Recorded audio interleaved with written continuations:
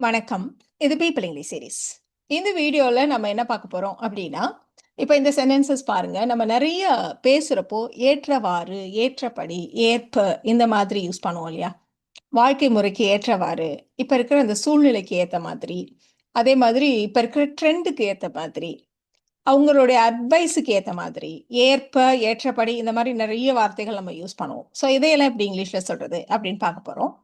இதையெல்லாம் சொல்றதுக்கு ஆக்சுவலா நம்ம வந்து 2 ஃப்ரேசஸ் இன்னைக்கு நம்ம எடுத்துட்டு இருக்கோம். ஒண்ணு வந்து லெஸ் ஃபார்மல், இன்னொன்னு வந்து ஃபார்மல். ஏன்னா நம்ம 2 விதமான சிச்சுவேஷனுக்கு ஏத்த மாரி நம்ம யூஸ் பண்ணணும். ஸோ அதனால 2 ஃப்ரேசஸ் நம்ம எடுத்துட்டு இருக்கோம். ஒண்ணு வந்து இன் கீப்பிங் வித், இன்னொன்னு இன் அக்கார்டன்ஸ் வித். இதுல இந்த இன் கீப்பிங் வித் வந்து லெஸ் ஃபார்மல் அப்படின்னு நம்ம சொல்றோம். இதை எந்த மாதிரி இடங்கள் எல்லாம் நம்ம யூஸ் பண்ணுவோம் அப்படின்னு கீழே போட்டிருக்கோம் பாருங்க. ட்ரெடிஷன்ஸ், அவங்களுடைய குடும்ப வழக்கத்துக்கு ஏத்த மாதிரி, இல்ல குடும்ப வழக்கப்படி, குடும்ப வழக்கத்திற்கு ஏற்றபடி, நம்மளுடைய கல்ச்சருக்கு ஏத்த மாதிரி, நம்மளுடைய ட்ரெடிஷனுக்கு ஏத்த மாதிரி இப்படிலாம் நம்ம சொல்றோம் இல்லையா? அதே மாதிரி ஸ்டைல், இப்ப இருக்கிற நவநாகரிக சூழ்நிலைக்கு ஏற்ற மாதிரி இப்படியெல்லாம் சொல்றது. மூடு, ஒரு பர்சனுடைய மூடா இருக்கலாம், இல்லைன்னா ஒரு சிச்சுவேஷன், அந்த சூழல், அந்த ஈவெண்ட், அதோடைய மூடு இல்லையா? சில சமயங்கள்ல சோகமான ஒரு இடமா இருக்கும். அதுக்கு ஏத்த மாதிரி இப்படி நடந்துக்கிட்டாங்கன்னு நம்ம சொல்லுவோம். ரொம்ப ஃபன்னான ஒரு ஈவெண்ட், அந்த இடத்துக்கு ஏத்த மாரி இப்படி சொல்லுவோம். வெறும் ஒருத்தவங்க பிஹேவியர் மட்டும் இல்ல. இப்போ ஒரு மியூசிக் ப்ளே பண்றது கூட பார்த்தீங்களான்னா, அந்தந்த சிச்சுவேஷனுக்கு ஏத்த மாதிரியான மியூசிக் தான் ப்ளே ஆகும் இல்லையா? ஸோ அந்த மாதிரி நம்ம சொல்றதுக்கெல்லாம் இன் கீப்பிங் வித்த தான் நம்ம யூஸ் பண்ணுவோம். அடுத்தது ஒருத்தவங்களுடைய கேரக்டர். அவங்க வந்து ரொம்ப சிம்பிளா இருந்தாங்க. அதுக்கு ஏத்த மாதிரி. அவர் ரொம்ப டென்ஷனா இருந்தாரு. அதுக்கு ஏத்த மாதிரி. இப்படியெல்லாம் சொல்றது. ஸோ இந்த மாரி இடங்கள் எல்லாத்துலயுமே நம்ம இன் கீப்பிங் வித்த யூஸ் பண்ணுவோம். அப்ப இந்த இன் அக்கார்டன்ஸ் வித் எங்க யூஸ் பண்ணுவோம் அப்படின்னு பார்த்தீங்களான்னா, விதிகளுக்கு ஏற்ற மாதிரி. எந்த இடத்துலலாம் ரூல்ஸு, லாஸ், ரெகுலேஷன்ஸ், ப்ரொசீஜர்ஸ் இதெல்லாம் வருதோ, அந்த சென்டென்சஸ்ல எல்லாம் நம்ம இன் அக்கார்டன்ஸ் வித்த யூஸ் பண்ண போறோம். அவ்வளோதான். ரொம்ப சிம்பிள் இல்லையா? ஸோ இத வந்து இப்படி கிளாஸிஃபை பண்றது ரொம்ப சிம்பிள். ஏன்னா நமக்கு பார்த்தோனேயுமே தெரிஞ்சிரும் எந்த ஃப்ரேஸ எந்த இடத்துல யூஸ் பண்ணணும் அப்படின்னு சொல்லிட்டு. அதனால சென்டென்சஸ் ஃப்ரேம் பண்றதுல உங்களுக்கு எந்த தடுமாற்றமும் இருக்க போறதில்ல. இப்ப நம்ம ஃபர்ஸ்ட் பார்க்க போற இந்த எக்ஸாம்பிள் பாருங்க. இன்றைய நாகரிகத்துக்கு ஏற்றவாறு, ஏற்றபடி இளைஞர்கள் ஆடை அணிகிறார்கள் அப்படின்னு நம்ம சொல்லணும். நம்ம ஏற்கனவே சொன்ன மாதிரி இந்த ஸ்டைல்ஸ், ஃபேஷன் இந்த மாதிரி இடங்கள்ல எல்லாம் ட்ரெண்ட் இதுக்கெல்லாம் நம்ம வந்து இதுக்கு ஏற்றபடி அப்படின்னு சொல்றப்போ இன் கீப்பிங் வித் தான் நம்ம யூஸ் பண்ண போறோம். இப்போ இந்த சென்டென்ஸை நம்ம ஃப்ரேம் பண்றப்போ இந்த இன் கீப்பிங் வித் ஒரு சென்டென்ஸோடைய பிகினிங்லேயும் வச்சு நீங்க சொல்லலாம். மெயின் கிளாஸ்க்கு பின்னாடி வச்சும் நம்ம சொல்லலாம். இப்போ இந்த மெயின் கிளாஸ் வந்து ரொம்ப சின்னதா இருக்குன்னு வச்சுக்கோங்களேன். அந்த மாரி இடங்கள்ல நீங்க இன் கீப்பிங் வித் மெயின் கிளாஸ்க்கு பின்னாடி வச்சு சொல்றது இன்னுமே நீட்டா இருக்கும். ஸோ அந்த மாரி தான் நம்ம இப்ப சொல்லப் போறோம். ஏன்னா இந்த இடத்துல இளைஞர்கள் ஆடை அணிகிறார்கள். அவ்வளோதான் மெயின் கிளாஸ் இல்லையா? ஸோ இந்த இடத்துல ஆடை அணிவதுன்றத நம்ம வந்து ட்ரெஸ் அப்படின்ற வேர்ப வச்சே சொல்லுவோம். அதாவது ட்ரெஸ்ன்ற வார்த்தையே வேர்பா வச்சு சொல்லுவோம். ஸோ இளைஞர்கள், youngsters. Youngsters dress in keeping with இன்றைய நாகரிகம். டுடேஸ் ஃபேஷன் இல்லையா? அவ்வளோதான் இந்த சென்டென்ஸே. Youngsters dress in keeping with today's fashion. இளைஞர்கள் இன்றைய நாகரிகத்துக்கு ஏற்றவாறு உடை அணிகிறார்கள். Youngsters dress in keeping with today's fashion. எவ்வளோ சிம்பிளா இருக்கு இல்லையா? அவங்கவங்க வாழ்க்கை முறைக்கு ஏற்றவாறு அவங்கவங்க ஒன்று ஒன்று பண்ணுவாங்க இல்லையா? ஸோ இப்போ இந்த இடத்துல நம்ம என்ன சொல்கிறோம், அவரது வாழ்க்கை முறைக்கு ஏற்றவாறு அவர் ஒரு சின்ன வீட்டில் வசிக்கிறார். ஏன்னா அவர் ரொம்ப எளிமையான வாழ்க்கை முறை தான் அவர் வாழ்கிறாரு. அதனால அவர் ஒரு சிறிய வீட்டில் வசிக்கிறார் அப்படின்னு நம்ம சொல்லணும். ஸோ அவர் ஒரு சிறிய வீட்டில் வசிக்கிறார். மெயின் கிளாஸை நம்ம ஃபஸ்ட்டு ஃப்ரேம் பண்ணிக்கலாம். அதுக்கப்புறம் இதை முன்னாடி போடுறதா பின்னாடி போடுறதான்றதை நம்ம டிசைட் பண்ணிக்கலாம். அப்போ அவர் வசிக்கிறார் அப்படின்னு இருக்கிறதுனால ஹி லிவ்ஸ் சிம்பிள் ப்ரெசன்ட் டென்ஸ்ல தான் நம்ம சொல்கிறோம். He lives in a small house. He lives in a small house. இப்போ இன் கீப்பிங் வித் அவரது வாழ்க்கை முறை, ஹிஸ் லைஃப் ஸ்டைல் இல்லையா? ஸோ இதை நீங்கள் முன்னாடி வச்சு சொன்னாலும் சரி, பின்னாடி வச்சு சொன்னாலும் சரி. ஏன்னா நம்மளுடைய மெயின் கிளாஸ் ரொம்ப சின்னது நம்ம சொல்ல முடியாது. ஓரளவு டீசென்டான லென்த்தில் தான் இருக்கு. So he lives in a small house in keeping with his life style அப்படி சொன்னாலும் சரி, முன்னாடி வச்சு சொன்னாலும் சரி. இன் keeping with his life style he lives in a small house அப்படி சொன்னாலும் சரி. இப்போ நம்ம சொன்ன மாதிரி ஈவெண்ட், ஹாப்பியான ஈவெண்ட்டும் இருக்கலாம், இல்லை ஒரு சேடான ஈவெண்ட்டாகவும் இருக்கலாம். ஸோ இந்த இடத்துல ஒரு சோகமான நிகழ்வுக்கு ஏற்றவாறு எல்லாரும் அப்படியே மெல்லிய குரல்ல பேசினாங்க. ஸோ எப்படி இருக்கோ நம்ம சுச்சுவேஷன் அதுக்கு ஏற்ற மாதிரி தான் நம்ம பேசுவோம் இல்லையா? ஸோ நம்ம பேசுகிறப்பே பாருங்க அதுக்கு ஏற்ற மாதிரி. அதுதான் இங்கே நம்ம இன் கீப்பிங் வித் வச்சு சொல்லிட்டு இருக்கோம். ஸோ எல்லாரும் மெல்லிய குரலில் பேசினார்கள். எவ்ரி ஒன் பேசினார்கள், spoke, past tense. So every one spoke in a quiet voice. எல்லாரும் அப்படி மெதுவா பேசினாங்க. Everyone spoke in a quiet voice. அந்த சோகமான நிகழ்வுக்கு ஏற்றவாறு, in keeping with the sad event. சேர்த்து சொல்லலாமா? In keeping with the sad event, everyone spoke in a quiet voice. In keeping with the sad event, everyone spoke in a quiet voice. So இப்போவே இந்த sentence structure உங்களுக்கு புரிஞ்சிருக்கும்.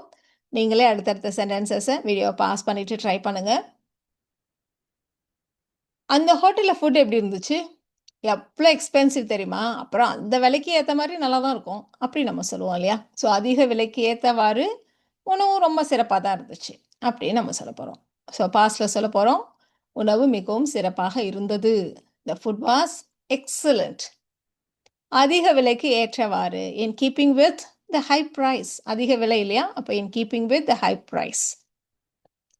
The food was excellent in keeping with the high price. அப்படி சொன்னாலும் சரி, in keeping with the high price, the food was excellent. அப்படி சொன்னாலும் சரி. அடுத்த எக்ஸாம்பிள் பார்க்கலாமா? கோயிலின் அமைதியான சூழ்நிலைக்கு ஏற்ற மாதிரி ஏற்றாற்போல் எல்லாரும் அமைதியாக சாமி கும்பிட்டாங்க அப்படின்னு நம்ம சொல்ல போகிறோம். ஸோ மெயின் கிளாஸை ஃபஸ்ட்டு நம்ம ஃப்ரேம் பண்ணிக்கலாம். ஸோ அனைவரும் அமைதியாக சாமி கும்பிட்டனர். அனைவரும்னா everyone prayed silently. Everyone prayed silently. இப்போ எதற்கு ஏற்றாற்போல்? இன் கீப்பிங் வித் அமைதியான சூழ்நிலைக்கு ஏற்றாற்போல். அமைதியான சூழ்நிலை அப்படின்னா பீஸ்ஃபுல் அட்மாஸ்பியர். எதோடைய பீஸ்ஃபுல் அட்மாஸ்பியர்? கோயிலுடைய பீஸ்ஃபுல் அட்மாஸ்பியர். அப்போ the peaceful atmosphere of the temple. Everyone prayed silently in keeping with the peaceful atmosphere of the temple. அப்படி சொல்லலாம். இல்லை இதை நீங்கள் முன்னாடி வச்சும் சொல்லலாம். In keeping with the peaceful atmosphere of the temple, everyone prayed silently. அப்படி சொன்னாலும் கரெக்டு தான். நம்மளுடைய பாரம்பரியத்திற்கு ஏற்றவாறு, ஏற்றபடி அந்த மணப்பெண் சிவப்பு கலர் பட்டு சேலை அணிந்திருந்தால் அப்படின்னு நம்ம சொல்ல போகிறோம். ஸோ மணப்பெண் சிவப்பு பட்டு சேலை அணிந்திருந்தால், அதை ஃபஸ்ட்டு நம்ம சொல்லிடலாம். த bright or red silk sorry. அவ்வளோதான் இல்லையா? ரொம்ப பேசிக்கான சென்டென்சஸ் தான் நம்ம சொல்லிட்டு இருக்கோம். த bright or red silk sorry. எதற்கு ஏற்றவாறு? நம்மளுடைய பாரம்பரியத்திற்கு ஏற்றவாறு, நம்மளுடைய ட்ரெடிஷனுக்கு ஏற்றவாறு அப்படி சொல்லலாம். அப்போ in keeping with our tradition, நமது பாரம்பரியம், our tradition. So in keeping with our tradition, the bright or red silk sari. In keeping with our tradition, the bride wore a red silk saree. நம்ம நிறைய இந்த இன் கீப்பிங் வித் வச்சு பார்த்துட்டே இருக்கோம் இல்லையா? இன் accordance with வச்சும் சில எக்ஸாம்பிள்ஸ் பார்த்துடலாம். அவர் தன்னுடைய லாயருடைய அட்வைஸ் படி அதற்கு ஏற்றவாறு அவர் நடந்து கொண்டார் அப்படின்னு நம்ம சொல்ல போகிறோம். ஸோ கொஞ்சம் ஃபார்மலான சுச்சுவேஷன் எல்லாத்துலேயுமே நீங்கள் இன் அக்கார்டன்ஸ் வித் வச்சு சொல்லலாம். இந்த மாதிரி ரூல்ஸ்ன்னு வர்றப்போ, லா, இந்த மாதிரி ப்ரொசீஜர்னு வர்றப்போ எல்லா இடங்கள்லையுமே நீங்கள் இன் அக்கார்டன்ஸ் வித் வச்சு சொல்லுங்கள். ஸோ அவர் நடந்து கொண்டார். He acted. ஸோ இந்த ஃப்ரைஸ் பாருங்கள். அஃப்கோர்ஸ் இந்த மெயின் கிளாஸ் பாருங்கள், ஜஸ்ட் 2 வேர்ட்ஸ் தான் இருக்குது. இந்த மாதிரி சின்னதாக இருந்தாலே இந்த இன் கீப்பிங் வித், இன் அக்கார்டன்ஸ் வித்தை பின்னாடி வச்சு சொல்லிடுங்க, அப்போ தான் நீட்டாக இருக்கும். ஸோ இன் அக்கார்டன்ஸ் வித் அவருடைய வழக்கறிஞரின் அறிவுரை, his lawyer's advice. He acted in accordance with his lawyer's advice. He acted in accordance with his lawyer's advice. அவ்வளோதான். சிம்பிள் இல்லையா? தேர்வு விதிகளுக்கு ஏற்றவாறு, தேர்வு விதிகளுக்கு ஏற்றபடி, தேர்வு விதிகளுக்கு ஏற்ப. ஃபோன் அனுமதிக்கப்பட மாட்டாது அப்படின்னு நம்ம சொல்லணும். ஸோ அனுமதிக்கப்பட மாட்டாது, அனுமதிக்கப்படாது அப்படின்னாலே பாசிவ் வாய்ஸ். இப்போ கைபேசிகள் அனுமதிக்கப்படாதுன்னா phones are not allowed. Phones are not allowed. எதற்கு ஏற்ப? இன் அக்கார்டன்ஸ் வித் தேர்வு விதிகள்னா exam rules, the exam rules. In accordance with the exam rules, phones are not allowed. In accordance with the exam rules, phones are not allowed.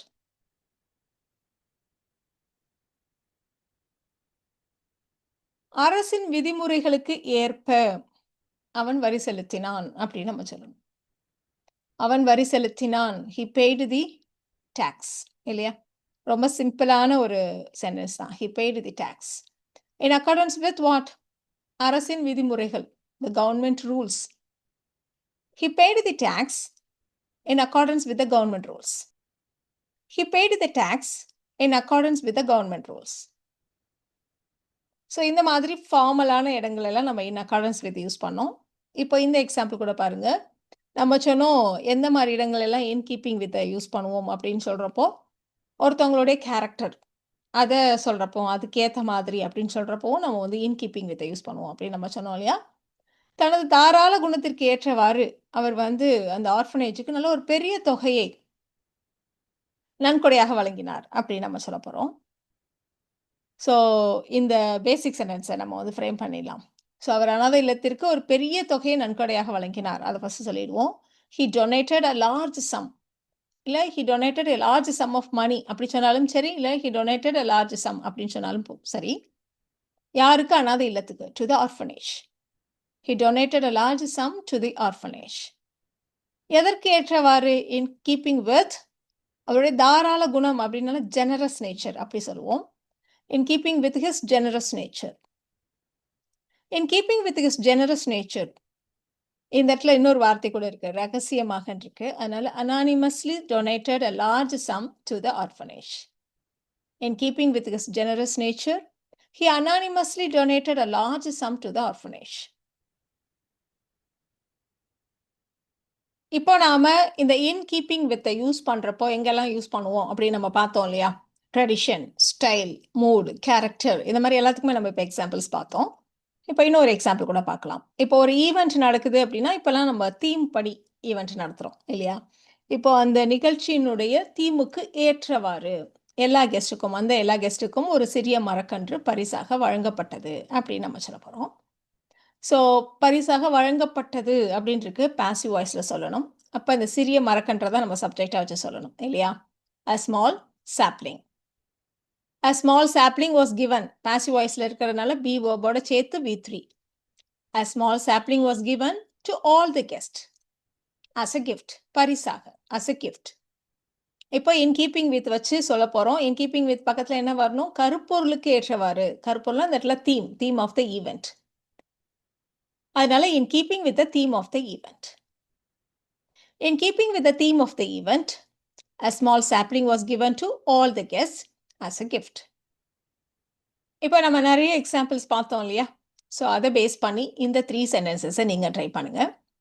So ஒரு மகிழ்ச்சியான விருந்துக்கு ஏற்றவாறு ஒரு party, ஒரு ஃபன் பார்ட்டி, அதுக்கு ஏற்ற மாதிரி நாங்கள் எல்லாரும் ஒரு சந்தோஷமான பாடலை பாடினோம் அப்படின்னு சொல்லணும். பள்ளியுடைய விதிமுறைகளுக்கு ஏற்ப அதற்கு ஏற்றவாறு மாணவர்கள் நடந்து கொள்ள வேண்டும் அப்படின்னு சொல்லணும். மழைக்காலத்திற்கு ஏற்றவாறு அவங்க சூடான டீயும் ஸ்நாக்ஸும் கொடுத்தாங்க அப்படின்னு சொல்லணும். இந்த 3 சென்டென்சஸை நீங்கள் ட்ரை பண்ணுங்கள். ஸோ இது மட்டும் இல்லை, நீங்களே ஓனா நிறைய சென்டென்சஸ் ட்ரை பண்ணி பேசி பழகுங்க. அது உங்களுக்கு ரொம்பவே யூஸ்ஃபுல்லாக இருக்கும். ஸோ இந்த 3 சென்டென்சஸ்க்கான ஆன்சர்ஸை நாளைக்கு வீடியோவோட சேர்த்து இதையும் நான் சேர்த்து போடுறேன். நீங்கள் அதில் செக் பண்ணிக்கலாம். ஸோ இந்த வீடியோவில் நம்ம பார்த்த இன் keeping with, in accordance with இந்த 2 ஃப்ரேசஸும் உங்களுக்கு ரொம்பவே யூஸ்ஃபுல்லாக இருக்கும்னு நான் நினைக்கிறேன். Thank you so much.